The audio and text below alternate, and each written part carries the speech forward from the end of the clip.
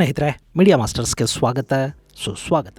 ಗೆಳೆಯರೆ, ಪಶ್ಚಿಮ ಬಂಗಾಳದಲ್ಲಿ ನಡೀತಿರೋ SIR ಈಗ ಮತ್ತಷ್ಟು ವೇಗವನ್ನು ಪಡ್ಕೊಳ್ತಾ ಇದೆ. ಪಶ್ಚಿಮ ಬಂಗಾಳದ ಸರ್ಕಾರ ನಾವು ಕೇಳಿದಷ್ಟು ಅಧಿಕಾರಿಗಳನ್ನು ಕೊಡ್ತಾ ಇಲ್ಲ, ಸಹಕಾರ ಕೊಡ್ತಾ ಇಲ್ಲ ಅನ್ನೋ ಚುನಾವಣಾ ಆಯೋಗದ ಆರೋಪ ಹಾಗೂ ನೇಮಕ ಮಾಡಬೇಕಾದವ್ರನ್ನ ಬಿಟ್ಟು ಬೇರೆಯವರನ್ನ ನೇಮಿಸ್ತಾ ಇದ್ದಾರೆ ಅನ್ನೋ ಪಶ್ಚಿಮ ಬಂಗಾಳದ ರಾಜ್ಯ ಸರ್ಕಾರದ ಆರೋಪ ಎರಡನ್ನೂ ಆಲಿಸಿರುವ ಸುಪ್ರೀಂ ಕೋರ್ಟ್ ಈಗ ಅಲ್ಲಿಗೆ 294 ಮಂದಿ ನ್ಯಾಯಾಂಗ ಇಲಾಖೆಯ ಅಧಿಕಾರಿಗಳನ್ನ ನೇಮಕ ಮಾಡೋದಕ್ಕೆ ಆದೇಶ ಕೊಟ್ಟಿದೆ. ಅಷ್ಟೇ ಅಲ್ಲ, ಕೋಲ್ಕತಾ ಹೈಕೋರ್ಟ್ಗೆ ಹೆಚ್ಚುವರಿಯಾಗಿ ಜಿಲ್ಲಾ ನ್ಯಾಯಾಧೀಶರನ್ನ, ಅದರಲ್ಲೂ 2-3 ವರ್ಷಗಳ ಅನುಭವ ಇರೋ ಜಿಲ್ಲಾ ನ್ಯಾಯಾಧೀಶರನ್ನ ಚುನಾವಣಾ ಆಯೋಗದ ಕೆಲಸಕ್ಕೆ ನೇಮಕ ಮಾಡೋದಕ್ಕೆ ಸುಪ್ರೀಂ ಕೋರ್ಟ್ ಹೇಳಿದೆ. ಅದು ಕೂಡ ಸಾಕಾಗೋದಿಲ್ಲ ಅನಿಸಿದ್ರೆ ಅಕ್ಕಪಕ್ಕದ ರಾಜ್ಯಗಳ ಮುಖ್ಯ ನ್ಯಾಯಮೂರ್ತಿಗಳ ಜೊತೆ ಮಾತುಕತೆ ನಡೆಸಿ ಇನ್ನಷ್ಟು ಮಂದಿ ಜಿಲ್ಲಾ ನ್ಯಾಯಾಧೀಶರನ್ನ ನೇಮಕ ಮಾಡಿಕೊಳ್ಳೋದಕ್ಕೆ ಕೂಡ ತಿಳಿಸಿದೆ. ಒಟ್ಟಾರೆ ಇದೇ 28ರಂದು ಅಲ್ಲಿ ಅಂತಿಮ ಪಟ್ಟಿ ಬಿಡುಗಡೆ ಆಗಬೇಕು. ಹಾಗೆ ಸದ್ಯದ ಲೆಕ್ಕಾಚಾರಗಳ ಪ್ರಕಾರ ಪಶ್ಚಿಮ ಬಂಗಾಳದಲ್ಲಿ ಸುಮಾರು 70 ಲಕ್ಷಕ್ಕೂ ಅಧಿಕ ಮತದಾರರ ಹೆಸರುಗಳು ಖಂಡಿತ ಪಟ್ಟಿಯಿಂದ ಕೈಬಿಡುತ್ತವೆ ಅಂತ ಹೇಳ್ತಾ ಇದ್ದಾರೆ. ಇದರ ಜೊತೆ ಮತ್ತೆ ಹೊಸದಾಗಿ ಸುಮಾರು 30 ಲಕ್ಷ ಹೆಸರುಗಳನ್ನು ಮರುಪರಿಶೀಲನೆಗೆ ಕಳುಹಿಸಲಾಗಿದೆ. ಒಟ್ಟಾರೆ ಅಲ್ಲಿನ ವೋಟರ್ ಲಿಸ್ಟಲ್ಲಿ ಕಡಿಮೆ ಅಂದರೂ 10-12% ಮತದಾರರ ಹೆಸರುಗಳು ತೆಗೆದುಹಾಕಲ್ಪಡುತ್ತವೆ. ಹಾಗಾದರೆ ಪಶ್ಚಿಮ ಬಂಗಾಳದಲ್ಲಿ ಯಾವ್ಯಾವ ಕಾರಣಗಳಿಗೆ ಮತದಾರರ ಪಟ್ಟಿಯಲ್ಲಿನ ಹೆಸರುಗಳ ಪರಿಷ್ಕರಣೆ ಆಗತ್ತೆ? ಈಗ ಚುನಾವಣೆಗಳು ನಡೆಯಲಿರುವ ಬೇರೆ ಬೇರೆ ರಾಜ್ಯಗಳಲ್ಲಿ ಇದುವರೆಗೆ ಆಗಿರೋ ಪ್ರಗತಿ ಏನು? ಒಟ್ಟು ಈ ಬಾರಿ ಎಷ್ಟು ಕೋಟಿ ಹೆಸರುಗಳನ್ನು ನಕಲಿ ಹಾಗೂ ಅಸ್ತಿತ್ವದಲ್ಲಿಲ್ಲದ ಹೆಸರುಗಳು ಅಂತ ಗುರುತಿಸಲಾಗಿದೆ? ಬನ್ನಿ ನೋಡೋಣ. ಸ್ನೇಹಿತರೆ, ಯಥಾ ಪ್ರಕಾರ ನಮ್ಮ ಯೂಟ್ಯೂಬ್ ತರಬೇತಿಯ ಮತ್ತೊಂದು ಬ್ಯಾಚ್ ಇದೇ ಫೆಬ್ರವರಿ 27, 28 ಹಾಗೂ ಮಾರ್ಚ್ 1ನೇ ತಾರೀಕು ನಡೆಯಲಿದೆ. 3 ದಿನಗಳ ಈ ಕಾರ್ಯಾಗಾರದಲ್ಲಿ scripting, editing, voice over, camera, YouTube optimisation, security, ಒಂದು ಯೂಟ್ಯೂಬ್ ಚಾನಲನ್ನು ಹೇಗೆ ಮಾಡಬೇಕು, ಅದನ್ನು ಹೇಗೆ ಮುಂದುವರಿಸಬೇಕು ಅನ್ನೋದರ ಜೊತೆಗೆ AI ಬಳಸೋದು ಹೇಗೆ ಅನ್ನೋ ಬಗ್ಗೆ ಕೂಡ ನಿಮಗೊಂದಷ್ಟು ಮಾಹಿತಿಯಲ್ಲಿ ಸಿಗುತ್ತೆ. ಈ ಯೂಟ್ಯೂಬ್ ತರಬೇತಿ ಕಾರ್ಯಕ್ರಮದಲ್ಲಿ ಭಾಗವಹಿಸುವ ಆಸಕ್ತಿ ನಿಮಗಿದ್ರೆ 9972379459 9972379459 ನಂಬರಿಗೆ ಕರೆ ಮಾಡಿ. ಗೆಳೆಯರೆ, SIR ಅಂದರೆ ಸ್ಪೆಷಲ್ ಇಂಟೆನ್ಸಿವ್ ರಿವಿಷನ್. ಚುನಾವಣಾ ಆಯೋಗ ಮತದಾರರ ಪಟ್ಟಿಯನ್ನು ಆಗಾಗ ಪರಿಷ್ಕರಣೆ ಮಾಡುತ್ತಲ್ಲ, ಆ ಕೆಲಸ. ಅದರಲ್ಲಿ ಸಾವಿಗೀಡಾದವರು, ಮತಕ್ಷೇತ್ರದಲ್ಲಿ ವಾಸ ಮಾಡದೇ ಇರುವವರು, ಅಲ್ಲಿಂದ ವಲಸೆ ಹೋದವರು, ಎರಡೆರಡು ಕಡೆಗಳಲ್ಲಿ ಹೆಸರು ನಮೂದಿಸಿಕೊಂಡವರು, ಅಸ್ತಿತ್ವದಲ್ಲೇ ಇಲ್ಲದವರು, ನಕಲಿ ದಾಖಲೆಗಳನ್ನು ಕೊಟ್ಟು ನೋಂದಾಯಿಸಿಕೊಂಡ ನಕಲಿ ಮತದಾರರು, ಇಂಥವರ ಹೆಸರುಗಳನ್ನು ಪತ್ತೆ ಮಾಡಿ ವೋಟರ್ ಲಿಸ್ಟನ್ನು ಫಿಲ್ಟರ್ ಮಾಡೋ ಕೆಲಸ ನಡೆಯುತ್ತೆ. ಹಾಗೆ ಮತದಾನ ಮಾಡೋದಕ್ಕೆ ಎಲ್ಲ ಅರ್ಹತೆಗಳು ಇದ್ದೂ ಕೂಡ ಇನ್ನೂ ಮತದಾರರ ಪಟ್ಟಿಗೆ ಹೆಸರು ಸೇರ್ಪಡೆ ಆಗದವರಿದ್ದರೆ ಅಂಥವರ ಹೆಸರುಗಳನ್ನು ಸೇರ್ಪಡೆ ಮಾಡುವ ಕೆಲಸ ಕೂಡ ಆಗತ್ತೆ. ನಿಮಗೆ ನೆನಪಿರಬೇಕು, ಬಿಹಾರದ ವಿಧಾನಸಭೆಗೆ ಚುನಾವಣೆಗಳು ನಡೆದವಲ್ಲ, ಆಗ ಅಲ್ಲಿ ಎಲೆಕ್ಷನ್ ಕಮಿಷನ್ ಈ ಮತದಾರರ ಪಟ್ಟಿಯ ಪರಿಷ್ಕರಣೆ ಕೆಲಸವನ್ನು ಆರಂಭ ಮಾಡಿತು. ಅದೇ ಸಂದರ್ಭದಲ್ಲಿ ನಮ್ಮ ವಿಪಕ್ಷ ನಾಯಕ ರಾಹುಲ್ ಗಾಂಧಿ ಅವರು ಕೂಡ ವೋಟರ್ ಐಡಿಯಲ್ಲಿನ ಲೋಪಗಳ ಬಗ್ಗೆ ದೊಡ್ಡ ಮಟ್ಟದಲ್ಲಿ ದನಿ ಎತ್ತಿದ್ರು. ಎಲ್ಲೆಲ್ಲಿ ಯಾವ್ಯಾವ ರೀತಿಯ ಲೋಪಗಳಾಗಿವೆ ಅನ್ನೋದನ್ನ ಇಟ್ಟುಕೊಂಡು ನಿರಂತರವಾಗಿ ಪ್ರೆಸ್ ಮೀಟ್ ಮಾಡಿದ್ರು. ಆಟಮ್ ಬಾಂಬ್, ಹೈಡ್ರೋಜನ್ ಬಾಂಬ್ ಅಂತೆಲ್ಲ ಮಾತಾಡ್ತಾ ಹೋದರು. ಮತ್ತೊಂದು ಕಡೆ ಬಿಹಾರದಲ್ಲಿ ಚುನಾವಣಾ ಆಯೋಗ SIR ಪ್ರಕ್ರಿಯೆಯನ್ನು ಶುರು ಮಾಡಿತ್ತಲ್ಲ, ಅದನ್ನು ಕೂಡ ವಿರೋಧಿಸ್ತಾ ಹೋದರು. ಒಟ್ಟಾರೆ ಅವರು ಏನು ಹೇಳ್ತಾ ಇದ್ದಾರೆ, ಏನು ಬಯಸ್ತಾ ಇದ್ದಾರೆ ಅನ್ನೋದು ಕೂಡ ಗೊತ್ತಾಗದ ಗೊಂದಲ ಅಲ್ಲಿ ಉಂಟಾಯ್ತಾದರೂ ಅದೆಲ್ಲದರ ನಡುವೆ ಬಿಹಾರದಲ್ಲಿ ಸರ್ ಆಯಿತು, ಚುನಾವಣೆಗಳು ನಡೆದವು. ಅದಾದ ನಂತರ ಪಶ್ಚಿಮ ಬಂಗಾಳ, ಉತ್ತರ ಪ್ರದೇಶ, ಕೇರಳ, ತಮಿಳುನಾಡು, ಗುಜರಾತ್ ಹೀಗೆ ನಾನಾ ರಾಜ್ಯಗಳಲ್ಲಿ ಈ SIR ಕಾರ್ಯ ಶುರುವಾಯಿತು. ತಮಿಳುನಾಡು ಇದನ್ನು ತೀವ್ರವಾಗಿ ವಿರೋಧಿಸಿತು, ಅವರು ನ್ಯಾಯಾಲಯದ ಮೆಟ್ಟಿಲೇರಿದರು. ಹಾಗೆ ಪಶ್ಚಿಮ ಬಂಗಾಳದಲ್ಲಿ ಚುನಾವಣಾ ಆಯೋಗ ಮತ್ತು ರಾಜ್ಯ ಸರ್ಕಾರದ ನಡುವೆ ಒಂದು ಜಂಗಿ ಕುಸ್ತಿನೇ ಶುರುವಾಯಿತು. ಚುನಾವಣಾ ಆಯೋಗ ಅತ್ಯಂತ ಕಡಿಮೆ ಅವಧಿಯಲ್ಲಿ ದೊಡ್ಡ ಕೆಲಸ ಮಾಡೋದಕ್ಕೆ ಹೋಗ್ತಾ ಇದೆ. ಒತ್ತಡಕ್ಕೆ ಸರ್ಕಾರಿ ನೌಕರರು ಒಳಗಾಗ್ತಾ ಇದ್ದಾರೆ. ಬೂತ್ ಲೆವೆಲ್ ಅಧಿಕಾರಿಗಳು ಆತ್ಮಹತ್ಯೆಯೇ ಮಾಡಿಕೊಳ್ತಾ ಇದ್ದಾರೆ ಅನ್ನೋ ಆರೋಪಗಳಲ್ಲಿ ಕೇಳಿಬಂದವು. ಹಾಗೆ ಪಶ್ಚಿಮ ಬಂಗಾಳ ಸರ್ಕಾರ ಸರಿಯಾಗಿ ನಮಗೆ ಸಹಕಾರ ಕೊಡ್ತಾ ಇಲ್ಲ ಅಂತ ಚುನಾವಣಾ ಆಯೋಗ ಕೂಡ ದೂರ್ತು. ಕಡೆಗೆ ಈ ವಿವಾದ ಸುಪ್ರೀಂ ಕೋರ್ಟ್ನ ಮೆಟ್ಟಿಲೇರ್ತು. ಖುದ್ದು ಮಮತಾ ಬ್ಯಾನರ್ಜಿ ಸುಪ್ರೀಂ ಕೋರ್ಟಲ್ಲಿ ನಿಂತು ತಾವೇ ವಾದ ಕೂಡ ಮಂಡಿಸಿದರು. ಕಡೆಗೆ ಸುಪ್ರೀಂ ಕೋರ್ಟ್ ಚುನಾವಣಾ ಆಯೋಗಕ್ಕೆ ಅಗತ್ಯ ಇರುವಷ್ಟು ಅಧಿಕಾರಿಗಳ ನೇಮಕಾತಿಗೆ ಸಂಬಂಧಪಟ್ಟ ಹಾಗೆ ಕೇಂದ್ರ ಹಾಗೂ ರಾಜ್ಯ ಸರ್ಕಾರಗಳು ಒಮ್ಮತಕ್ಕೆ ಬರದಿದ್ದರೆ ನ್ಯಾಯಾಂಗ ಇಲಾಖೆಯ ಅಧಿಕಾರಿಗಳನ್ನು ನೇಮಕ ಮಾಡೋದಾಗಿ ಹೇಳಿತು. ಅದರಂತೆ ಚುನಾವಣಾ ಆಯೋಗ ಹಿರಿಯ ನೋಂದಣಾಧಿಕಾರಿಯ ಹುದ್ದೆಗೆ ಮತ್ತು ಪರಿಶೀಲಕರ ಹುದ್ದೆಗೆ ಜಿಲ್ಲಾ ನ್ಯಾಯಾಧೀಶರನ್ನೇ ನೇಮಕ ಮಾಡಿ ಅಂತ ಕೋಲ್ಕತಾ ಹೈಕೋರ್ಟ್ಗೆ ಆದೇಶವನ್ನು ಕೂಡ ಕೊಡ್ತು. ಈಗ ಸುಮಾರು 50 ಲಕ್ಷಕ್ಕೂ ಹೆಚ್ಚು ಹೆಸರುಗಳು ಪರಿಶೀಲನೆಗೆ ಒಳಗಾಗಬೇಕಾಗಿದೆ.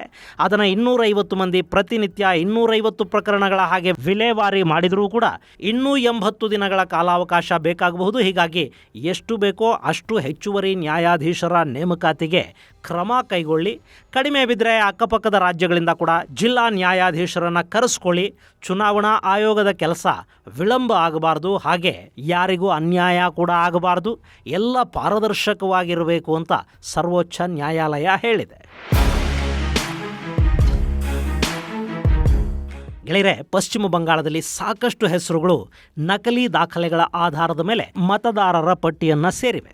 ಹಾಗೆ ಕೆಲವರು ಬದುಕಿಲ್ಲ ಅಂಥವರು ಪಟ್ಟಿಯಲ್ಲಿದ್ದಾರೆ. ಕೆಲ ಸ್ಥಳಗಳಲ್ಲಿ ಪಟ್ಟಿಗಳಲ್ಲಿರುವ ಹೆಸರುಗಳಿಗೂ ಅಲ್ಲಿ ವಾಸ ಮಾಡ್ತಾ ಇರೋ ಜನರ ಸಂಖ್ಯೆಗೂ ಮ್ಯಾಚ್ ಕೂಡ ಆಗ್ತಾ ಇಲ್ಲ. ಗುಲ್ಶನ್ ಕಾಲೋನಿ ಅಂತ ಒಂದು ಏರಿಯಾದಿಂದ 2 ಲಕ್ಷ ಹೆಸರುಗಳು ಮತದಾರರ ಪಟ್ಟಿಯಲ್ಲಿವೆ. ಆದರೆ ಅಲ್ಲಿಗೆ ಹೋಗಿ ನೋಡಿದರೆ ಇಡೀ ಕಾಲೋನಿಯಲ್ಲಿ 20,000 ಜನ ಕೂಡ ಇಲ್ಲ. ಹಾಗಾದರೆ ಉಳಿದ ಹೆಸರುಗಳೇನು? ಅವರು ಎಲ್ಲಿ?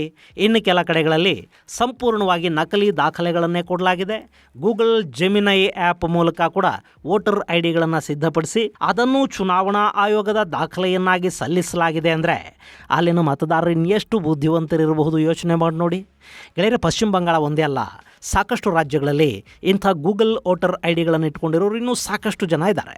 ಅಲ್ಲಿ ಏನಾಗುತ್ತೆ, ಬಾಂಗ್ಲಾದಿಂದ ಮ್ಯಾನ್ಮಾರ್ನಿಂದ ಗಡಿ ದಾಟಿ ಭಾರತಕ್ಕೆ ವಲಸೆ ಬರ್ತಾರಲ್ಲ ಅಕ್ರಮ ವಲಸಿಗರು, ಇಲ್ಲಿ ನೆಲೆಸೋದಕ್ಕೆ ಬೇಕಾದ ಎಲ್ಲ ವ್ಯವಸ್ಥೆಗಳನ್ನು ಮಾಡಿಕೊಡೋದಕ್ಕೆ ಅಂತಲೇ ಕೆಲವರಿದ್ದಾರೆ. ಅವರು 20,000 to 30,000 ಹಣ ಪಡ್ಕೋತಾರೆ, ಗಡಿ ದಾಟಿಸ್ತಾರೆ, ಭಾಷೆ ಹಾಗೂ ಇನ್ನಿತರ ವಿಷಯಗಳಲ್ಲಿ ಟ್ರೈನಿಂಗ್ ಕೂಡ ಕೊಡ್ತಾರೆ. ನಕಲಿ ಆಧಾರ್ ಕಾರ್ಡು, ವೋಟರ್ ಐಡಿ ಇವುಗಳನ್ನು ಕೂಡ ಕಂಪ್ಯೂಟರಲ್ಲಿ ಸಿದ್ಧಪಡಿಸಿ ಕೊಟ್ಟು ಬಿಡ್ತಾರೆ. ಈಗ ನಾವು ಅಡ್ರೆಸ್ ಪ್ರೂಫ್ಗೆ ಅಂತ ಆಧಾರೋ ವೋಟರ್ ಐಡಿನೋ ಕೊಡ್ತೀವಿ ಅಂತ ಇಟ್ಕೊಳ್ಳಿ. ಅದನ್ನು ಯಾರು ಪೂರ್ತಿ ಅದರ ನಂಬರ್ ಹಾಕಿ ಇದು ಒರಿಜಿನಲ್ಲ ಡೂಪ್ಲಿಕೇಟಾ ಅಂತ ಚೆಕ್ ಮಾಡ್ತಾರೆ ಹೇಳಿ? ನಾವು ಜೆರಾಕ್ಸ್ ಕೊಡ್ತೀವಿ, ಅದನ್ನು ಅವ್ರು ಇಟ್ಕೋತಾರೆ ಅಷ್ಟೇ ಅಲ್ವಾ? ಬ್ಯಾಂಕುಗಳು ಸಾಲ ಕೊಡುವಾಗ ಏನಾದರೂ ಚೆಕ್ ಮಾಡುತ್ತವಾ ನನಗೆ ಗೊತ್ತಿಲ್ಲ. ಬೇರೆ ಕಡೆ ಅಂತೂ ಜಸ್ಟ್ ಇಟ್ಕೋತಾರೆ ಹೊರತು ಅದರಲ್ಲಿನ ನಂಬರು, ಫೋಟೋ, ಫಿಂಗರ್ ಪ್ರಿಂಟು ಇದು ಯಾವುದನ್ನು ಚೆಕ್ ಮಾಡೋದಕ್ಕೆ ಹೋಗೋದಿಲ್ಲ. ಹೀಗಾಗಿ ಕೊಡೋದಕ್ಕೆ ಡೂಪ್ಲಿಕೇಟ್ ಆದ್ರೇನು ಒರಿಜಿನಲ್ ಆದ್ರೇನು. ಸೊ ನಕಲಿ ಆಧಾರ್ ವೋಟರ್ಗಳನ್ನು ಮಾಡ್ಕೊಂಡು ದೇಶದಲ್ಲಿ ಸಾಕಷ್ಟು ಜನ ಸೆಟ್ಲ್ ಆಗಿದ್ದಾರೆ. ಅಂಥವರು ಪಶ್ಚಿಮ ಬಂಗಾಳದಲ್ಲೂ ಇದ್ದಾರೆ, ಉತ್ತರ ಪ್ರದೇಶ, ತಮಿಳುನಾಡುಗಳಲ್ಲೂ ಇದ್ದಾರೆ. ಹುಡುಕಿದರೆ ನಮ್ಮಲ್ಲಿ ಕರ್ನಾಟಕದಲ್ಲೂ ಸಿಗ್ತಾರೆ. ಈಗ ಪಶ್ಚಿಮ ಬಂಗಾಳದಲ್ಲಿ ಸಿಕ್ಕಿಬೀಳ್ತಾ ಇದ್ದಾರೆ.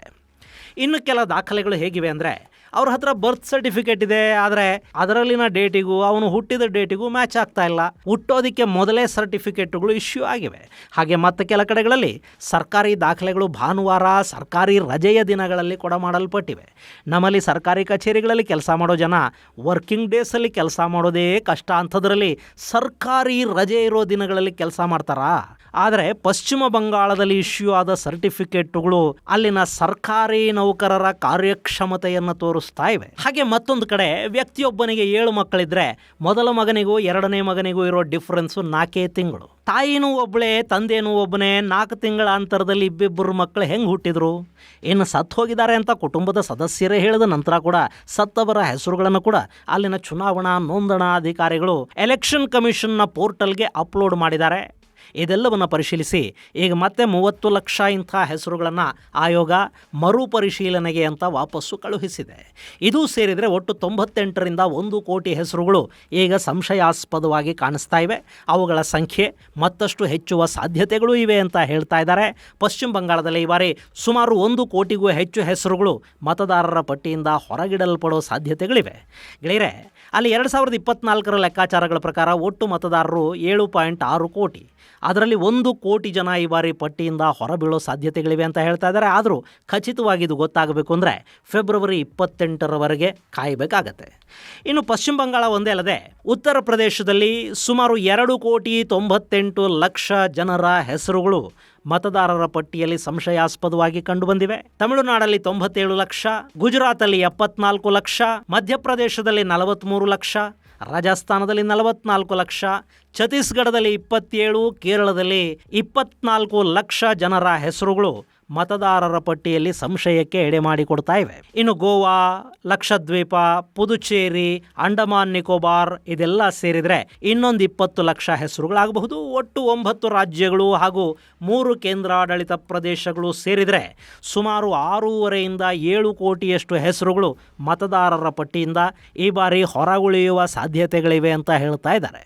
ಇಲ್ಲಿ ಮೊದಲ ಹಂತದಲ್ಲಿ ಮತದಾರರ ಪಟ್ಟಿಯ ಪರಿಷ್ಕರಣೆ ಆಗುತ್ತೆ. ಅಲ್ಲಿ ಅನುಮಾನ ಬಂದವರ ಹೆಸರುಗಳನ್ನು ಗುರುತು ಮಾಡಲಾಗುತ್ತೆ ಮತ್ತು ಅವರಿಗೆ ದಾಖಲೆಗಳನ್ನು ಸಲ್ಲಿಸಿ ಅವರ ಹೆಸರನ್ನು ಉಳಿಸ್ಕೊಳ್ಳೋದಕ್ಕೆ ಒಂದು ಅವಕಾಶವನ್ನು ಕೊಡಲಾಗುತ್ತೆ. ಅಂಥವರಿಗೆ ನೋಟಿಸನ್ನು ಇಶ್ಯೂ ಮಾಡ್ತಾರೆ. ಅವರ ಬಳಿ ಇರೋ ಈ ಹಿಂದಿನ ವೋಟರ್ ID, ಆಧಾರ್, ಸರ್ಕಾರ ಕೊಟ್ಟಿರೋ ಜಾಬ್ ಕಾರ್ಡುಗಳು, ಬರ್ತ್ ಸರ್ಟಿಫಿಕೇಟ್ ಹೀಗೆ ಯಾವುದಾದ್ರೂ ದಾಖಲೆಯನ್ನು ಅವರು ಸಲ್ಲಿಸಿ ಅವರ ಹೆಸರನ್ನು ಮತದಾರರ ಪಟ್ಟಿಯಲ್ಲಿ ಉಳಿಸ್ಕೊಳ್ಳೋದಕ್ಕೆ ಅವಕಾಶವನ್ನು ಕಲ್ಪಿಸಿ ಕೊಡಲಾಗುತ್ತೆ. ಹಾಗೆ ನೋಂದಣಾಧಿಕಾರಿಯ ಮುಂದೆ ಹಾಜರಾಗದೆ ಅಥವಾ ಸೂಕ್ತ ದಾಖಲಾತಿಗಳನ್ನು ಸಲ್ಲಿಸಿದವರ ಹೆಸರುಗಳನ್ನು ಪಟ್ಟಿಯಿಂದ ತೆಗೆದುಹಾಕಲಾಗುತ್ತೆ ಮತ್ತು ದಾಖಲೆಗಳನ್ನು ಸಲ್ಲಿಸಿದವರ ಹೆಸರುಗಳನ್ನು ಮತ್ತೆ ಸೇರಿಸಿ ಸೂಪರ್ವೈಸರ್ ಅಥವಾ ಸೀನಿಯರ್ ನೋಂದಣಾಧಿಕಾರಿಗಳು ಚುನಾವಣಾ ಆಯೋಗಕ್ಕೆ ಅದನ್ನು ಕಳುಹಿಸಿಕೊಡ್ತಾರೆ. ಅಲ್ಲಿ ಮತ್ತೆ ಆರ್ಟಿಫಿಷಿಯಲ್ ಇಂಟೆಲಿಜೆನ್ಸನ್ನು ಬಳಸಿ ಅವರ ದಾಖಲೆಗಳು ಹಾಗೂ ಇನ್ನಿತರ ವಿವರಗಳನ್ನು ಮರುಪರಿಶೀಲನೆ ಮಾಡಲಾಗುತ್ತೆ. ಆ ಸಂದರ್ಭದಲ್ಲಿ ಅನುಮಾನಗಳು ಬಂದರೆ ಆ ಹೆಸರುಗಳನ್ನು ಮತ್ತೆ ಬೂತ್ ಲೆವೆಲ್ ಅಧಿಕಾರಿಗೆ ವಾಪಸ್ಸು ಕಳುಹಿಸಿಕೊಡ್ತಾರೆ. ಅಲ್ಲಿ ಆ ಹೆಸರುಗಳ ವಿಳಾಸ, ದಾಖಲಾತಿ ಮತ್ತೊಂದು ಬಾರಿ ಪರೀಕ್ಷೆಗೊಳಪಡಬೇಕು. ಆ ನಂತರವೂ ಎಲ್ಲ ಸರಿ ಇದ್ದರೆ ಅದನ್ನು ಪರಿಗಣನೆಗೆ ತೆಗೆದುಕೊಳ್ಳಲಾಗುತ್ತೆ. ಇದನ್ನು ಸ್ಕ್ರೂಟನಿ ಮಾಡೋ ಕೆಲಸಕ್ಕೆ ಈಗ ಜಿಲ್ಲಾ ನ್ಯಾಯಾಧೀಶರನ್ನು ನೇಮಕ ಮಾಡೋದಕ್ಕೆ ಸುಪ್ರೀಂ ಕೋರ್ಟ್ ಹೇಳಿದೆ. ಒಟ್ಟಾರೆ ಪಶ್ಚಿಮ ಬಂಗಾಳದಲ್ಲಿ ಯಾವ ರೀತಿ SIR ನಡೆಯುತ್ತೆ ಅನ್ನೋದು ಇಡೀ ದೇಶಕ್ಕೊಂದು ಮಾದರಿಯಾಗುತ್ತೆ ಮತ್ತು ಅದನ್ನೇ ಮುಂದೆ ಕೂಡ ಬೇರೆ ರಾಜ್ಯಗಳಲ್ಲಿ ಅನುಸರಿಸೋದಕ್ಕೆ ಅವಕಾಶ ಆಗುತ್ತೆ. ಇದು ಗೆಳೆಯರೆ, ದೇಶದ 9 ರಾಜ್ಯಗಳಲ್ಲಿ ಸುಮಾರು 6.5 ಕೋಟಿಯಿಂದ 7 ಕೋಟಿ ಜನರ ಹೆಸರುಗಳು ಮತದಾರರ ಪಟ್ಟಿಯಿಂದ ಹೊರ ಹೋಗ್ತಾ ಇರುವುದರ ಕುರಿತಾದ ಒಂದಷ್ಟು ಮಾಹಿತಿ. ಮುಂದಿನ ಸಂಚಿಕೆಯಲ್ಲಿ ಮತ್ತಷ್ಟು ವಿಶೇಷಗಳ ಜೊತೆ ಮತ್ತೆ ಭೇಟಿಯಾಗೋಣ. ಅಲ್ಲಿವರೆಗೆ ಜೈ ಹಿಂದ್, ಜೈ ಕರ್ನಾಟಕ.